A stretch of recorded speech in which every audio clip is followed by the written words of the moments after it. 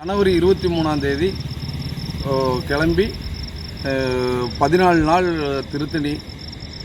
திருத்தணியிலிருந்து இப்போ சாமிமலை 7 நாள், திருச்செந்தூர், திருப்பரங்குன்றம், பழமுதிர்ச்சோலை, பழனி 45 நாள் பயணம் தொடர்ந்து பாத யாத்திரை செய்கிறோம்.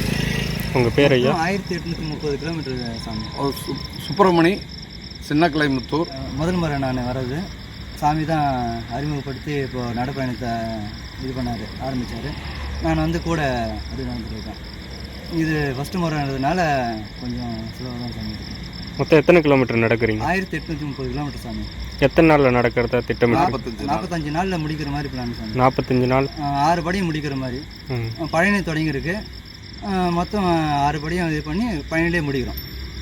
ஓகே. நடந்து தான் போகிறீங்க? பழனி நடந்து தான்.